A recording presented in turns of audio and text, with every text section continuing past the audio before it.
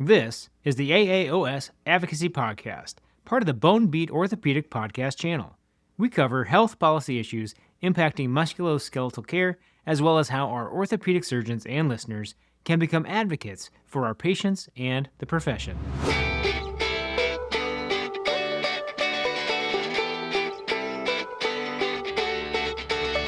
Hi, I'm Robert Orfaly, Editor-in-Chief of AAOS Now. We're going to be talking about payment reform, payment sustainability, and to talk about that is none other than the chair of AAOS Advocacy, Dr. Adam Bruggeman from Texas. Thank you very much. Thanks for having me on. I'm excited to talk about this.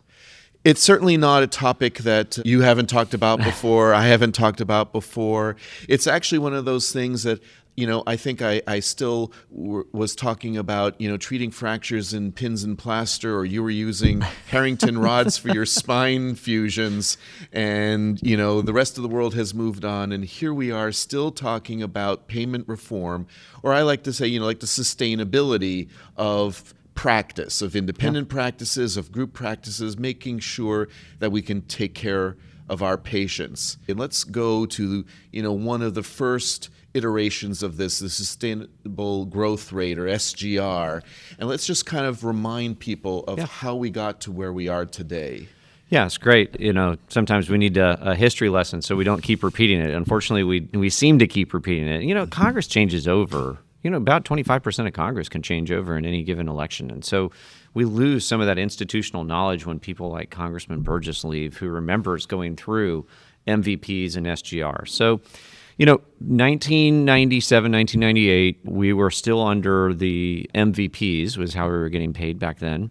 And we converted to the SGR, the sustainable growth rate. And how did we get there? Well, Congress basically said, this cost curve, how much we're spending on Medicare, just seems to be going up every year. We've got to find a way so that the cost of medical care doesn't outstrip the speed with which our economy is growing. The GDP is growing. So what they did is they came up with a way, this growth rate, sustainable growth rate, that would tie how much we paid physicians every year with the GDP, essentially, like how fast was the economy growing.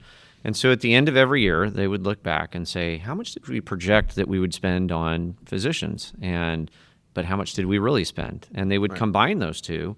And if the pace at which we grew expenditures outpaced what we expected based on the economy, then there would be a one-time change March 1st that would just dramatically change, sometimes in double-digit percentages, how much doctors were getting paid. So every year, doctors march their way up to Congress. Every year around, winter time, early spring, we would be there talking about, please don't cut us, please don't cut us, please don't cut us. And every year we'd have what we called the doc fix, which is where Congress would step in and say, there's a 12% or 20% or whatever it is amount that's supposed to be here, but we've got that's unfair to doctors. We'll make it neutral, or we'll make it a 1% growth. And then we would get that. But unfortunately, we knew the next year we were going to be coming back. Because doctors are not the sole reason for cost to be incurred in healthcare, right? That's right. And it was, the numbers were increasing. People were living longer on Medicare, and they were counting Medicare at 65, but now instead of living for a year or two, they were living for decades on Medicare. And so it got very expensive because those people needed care. We weren't withholding care or doing inappropriate or unnecessary care. We were just providing care to the number of people who kept growing on that population continued to grow. The baby boomers were hitting Medicare, and we're starting to provide a lot of medical care to those people. Right.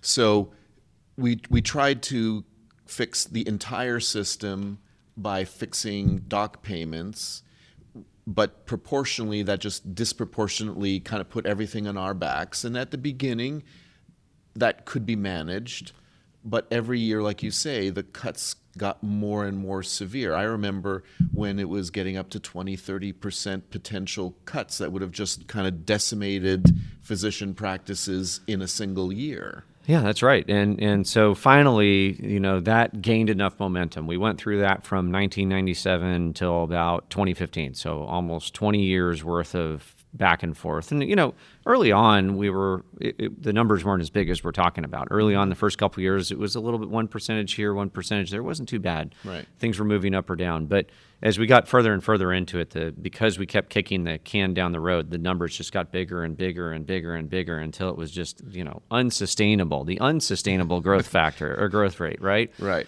And so we had to do something. And that got us to a point where under the Obama administration in 2015, we passed this new law, MACRA, Right. that ultimately changed the way we got paid. And we thought it was a huge win. It kind of reset the clock.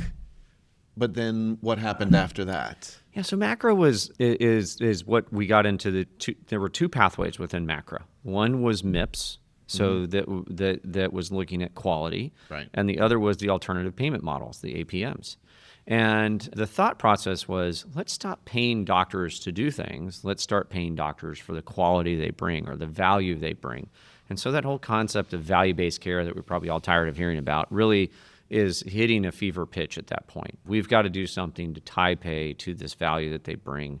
But, the problem that happened with the SGR and the problem that continued to happen as we got through MIPS and MACRA was that it was this thing called budget neutrality, which meant there had to be winners and there had to be losers. Right. And unfortunately, that meant that we kept, we were, if we were going to give bonuses to some doctors, we also had to take away from other doctors. And it extrapolated over time to the point whereby where we are sitting here today, there needed to be a 9% loss for some doctors and a several percentage win for others. But the problem is, as we all know, the burden of administering healthcare has gotten so big, and the burden to follow these alternative payment models or these value-based care models was so high, you couldn't do MIPS and actually make it make sense financially. And so for years, you probably remember this, many doctors just said, I'll take the penalty if I get one, right? Like it was cheaper for me to not follow the rules than it was to, and take the penalty, right, than it was to follow the rules, because the amount of money I'd have to spend administratively to get there. Absolutely. I remember so many people saying that. And ultimately, philosophically, we want to take good care of all patients, right? There shouldn't be winners and losers of, who's more efficient than, I'm better than you, so I get the payment to take care of my patients, but you don't. Philosophically, there's just something a little flawed, isn't there? Yeah, there is. And doesn't that kind of discourage us from working together? Because right. I win when you lose, and you win when I lose. And so we don't want to work with each other. We don't want to collaborate. I don't want to teach other people in my community how to improve their outcomes, because if I teach you all how to improve your outcomes, I lose. Right. It's really just this whole concept of budget neutrality pits doctors against each other. Sometimes I say it's like the Hunger Games of healthcare, right? Mm-hmm. We're all out here striving and fighting for this one thing, like what we do when we go to the ruck or when we go to RVUs and we're fighting over whether or not my office visit should be worth as much as this other office visit, or this total knee replacement should be worth as much as this other procedure. We're constantly fighting for the same dollars, and what we're trying to get away from is that, because that doesn't really help us become better doctors, and it really doesn't help our patients. Right. Absolutely. And so we're moving to yet more new plans and new CMS mandates. And so now we're kind of getting closer to present day world. And tell us what that looks like. Yeah, so I think all of us are familiar with the march we've been doing since 2015 every year, trying to make sure we don't get cut. And for the last 5 years, we've actually gotten a cut. And if you look at the conversion factor today, it's $32 and change. And when the conversion factor went to a singular conversion factor, we used to have more than one conversion factor back in the late 90s. So in 1999, when we went to a singular conversion factor, it was $36 and change. So if we look at your career, for instance, and we look at how much you got paid the day you got out of residency, and we look at how much you get paid today for doing the same procedures, you got paid more for doing that procedure in 1999 or 2000, or any of the doctors who are around, than we do get paid to do that in 2025. Right. That is a serious problem. And that's not accounting for inflation. That's in just simple dollars. Those are absolute dollar terms. And if you look at how that compares to inflation, well, obviously some of the people have run the numbers. The conversion factor should really be probably in the $70 to $80 range if it had gone up every year with inflation. Right. So we're sitting at $32, but we should be getting paid somewhere between $70 and $80. So when you look at it in terms of our abilities to take on these more complicated patients, to deal with more complicated infrastructure, prior authorization wasn't happening 25 years ago, right? Right. We weren't employing staff to talk to insurance companies 25 years ago. We weren't employing the number of billers to go deal with all the denials like we are today. So the administrative cost of actually providing the care has gone up tremendously, and yet we're being paid less. And so something is we're at a breaking point. We're seeing doctors drop out of Medicare. We're seeing doctors drop out of networks of health insurance companies because they just can't make the numbers work with what these balanced budget numbers come up with for what we're due to be paid. Absolutely. So now the Academy, along with our partners, is looking for a new direction, right? Something that truly makes use of the word sustainable. That's right. There is a graph that's out there that the American Medical Association has put together, and it shows various people within the field of medicine and their payment as it relates to inflation over time over the last 25 years. And if you look at the inflationary number, it's going up every year. But if you look at the physician pay, it's flat. But then you look at some other people. You look at hospitals. You look at doctors who are employed by hospitals in hospital outpatient departments. You look at surgery centers. You look at skilled nursing facilities. Every year, they're getting what's called a market basket update, which is a specific type of inflationary update where they look at the costs for those types of people, those types of institutions, and say, what is the actual cost of doing their business? They get that number, and they have a slight tweak to that. They have ability to modify that. It usually modifies down just slightly. Right. And then they come up with a number that they increase it. So every year, hospitals get an increase in pay. Every year, skilled nursing facilities get an increase in pay. Every year, hospital outpatient departments, which employ doctors or run surgery centers or do surgeries on an outpatient level, get paid an increase. Every year, ambulatory surgery centers get paid an increase. Every year, doctors take a hit. Right. So what we need to do is we need to tie ourselves back to this inflationary update and provide sustainability so that, we've got so many medical students and so many residents and so many young people interested in our profession today, and maybe even more so than we've ever had in the history of orthopedics in the United States. We have to give them something sustainable to work from, some sort of tie to inflation that makes sense, that allows them to say, I know that I'm going to be able to pay my bills when I sign this 7-year lease. I can pay my bills for all 7 years. I'm not worried about where my money's going to come from. I don't have to sell my practice to an outside entity or become employed if I don't want to. If I want to be employed, great. Right. But there needs to be all those alternatives out there, and physicians need to know that there's a future, or they won't give up a decade of their life in training. They won't go hundreds of thousands of dollars in debt. They'll go do something else. And then we won't have the best and the brightest taking care of us as we all become patients as we get older. Right.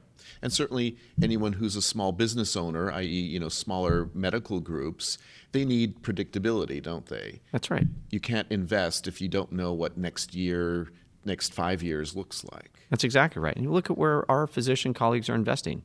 Many of them are not investing back in their practice. They're investing in surgery centers because surgery centers get inflationary updates. They're investing in hospitals because hospitals get inflationary updates. They're investing in real estate because real estate appreciates over time. But they're not reinvesting in their practices because it's unclear what practices look like going forward and whether or not that's a good investment or not a good investment. So we've got to really change that paradigm. So what initiatives are you and our government relations team pursuing now? Yeah, so it's a very unique time. We have spent the last 2 years on the Hill. We got asked through the resolutions process of the Academy. We were asked to make Medicare payment reform our number one issue. And we said, we agree, that is our number one issue. But let's be overt about it. Let's not just do it every day, but let's go out there and say it is our number one issue. So orthopedics, along with every other specialty of medicine, is out there meeting with members of Congress, telling them and teaching them the issues that we're talking about right now and all the problems we've faced. And in doing so, we've gotten to a point where we have Congress at a position where they say, you know what, this is a real problem and we need to fix it. And I don't just mean the rank and file members of Congress. I mean the leadership of both parties in both the Senate and the House are now of an understanding that we have to do something.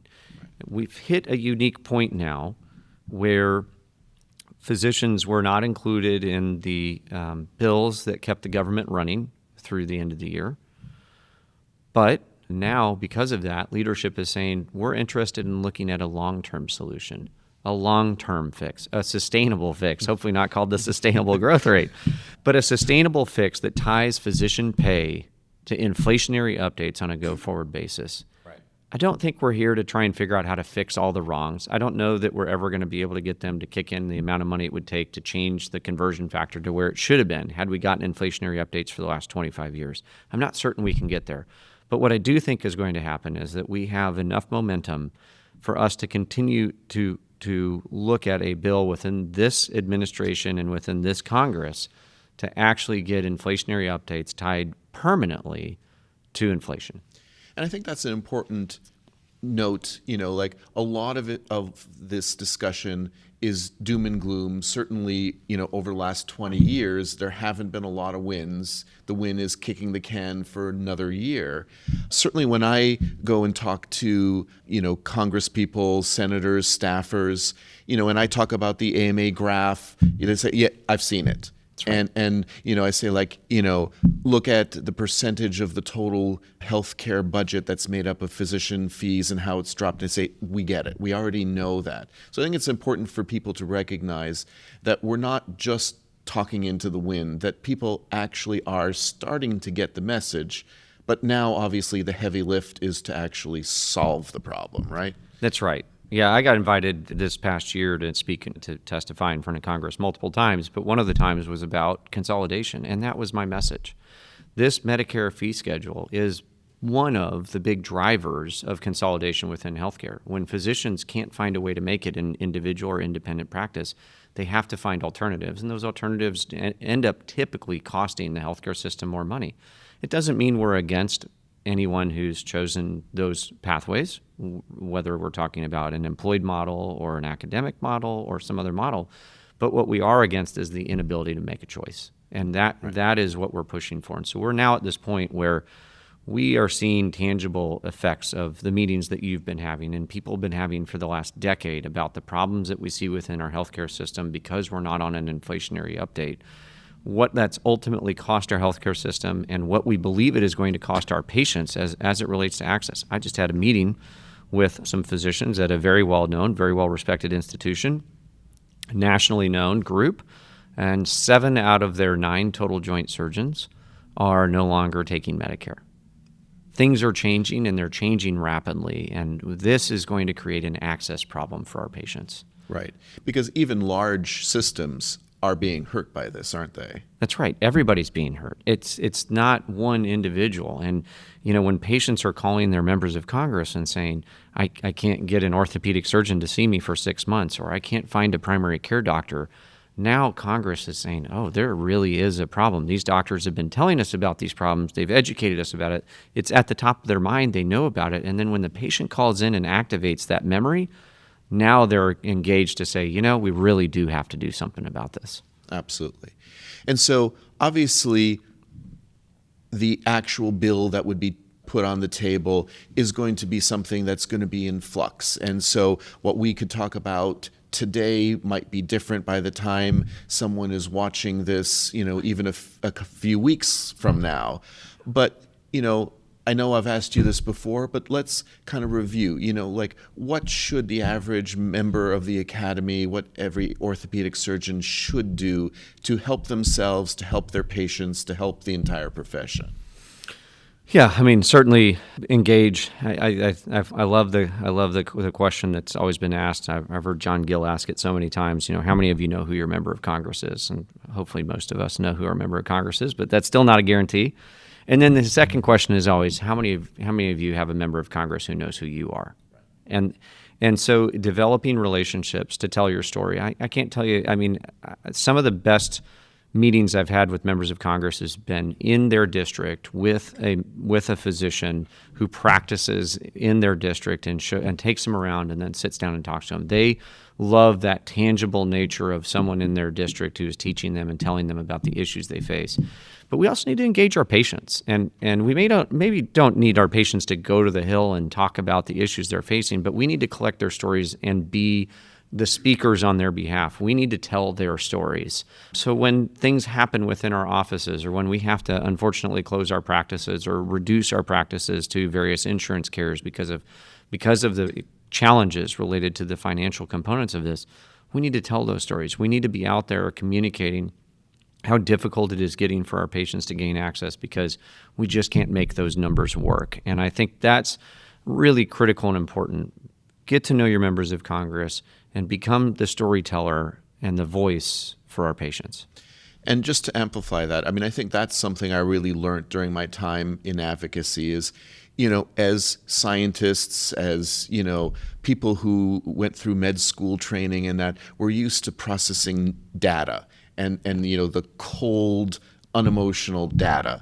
And the data is important, but the storytelling is sometimes more important when you're trying to influence policy, isn't it? Oh, absolutely. I can't tell you how many times I hear from a member of Congress, I would love to go on the microphone or up in front of speak and tell a story. They want a 30-second story, a 20-second story about how this has impacted their community. And so anything we can do to help them tell that story makes that so much easier for them to ultimately move legislation, in this case, move a budgetary change through Congress and ultimately to the White House. Right. And by doing that, hopefully next year we can find a different topic to talk about, because we'll just be tied to an inflationary index and there'll be predictability moving forward. That's right. We have so many things that we need to do and help our patients out with. Prior authorization is a massive issue today, right? There's issues with physician ownership of hospitals. There's issues with value-based care. We have so many other things we need to be focusing on as a profession. But if we, I started out in the hospital world. I did my master's in hospital administration, and our statement was always no margin, no mission. Right. And so we have to keep the main things important, which is we've got to make sure that our practices can stay open. If the practices aren't open, all the other stuff doesn't matter. So we've got to make sure and protect our physician practices and ensure that they can stay open. And once we get there, we can really focus in and hone in on some of these other issues like burnout, like workplace violence, like physician-owned hospitals, like prior authorization, and go and look at medical liability reform. And how can we fix those issues and create a better environment for our physicians and for our patients? Absolutely. Well, I think that's a great way to kind of tie a bow around the whole issue. It's really about the patients in the end and taking care of them, but doing so needs long-term planning, it needs sustainability, it needs predictability. And Dr. Adam Bruggeman, thank you so much for your work in trying to create a world where we can really have that predictability and know what the future is going to be. And I really appreciate you having me on and bringing light to this very important topic. Excellent. Thanks for listening to this episode of the AAOS Advocacy Podcast, part of the Bone Beat Podcast channel, featuring Dr. Robert Orfaly and special guest Dr. Adam Bruggeman. Production and editing by MK Quinn Media. Visit the Advocacy Action Center at aaos.quorum.us to learn how you can turn your passion for our profession into action by reaching out to your members of Congress. And be on the lookout for information from AAOS about Orthopaedic Advocacy Week coming up August 11 through 13, 2025.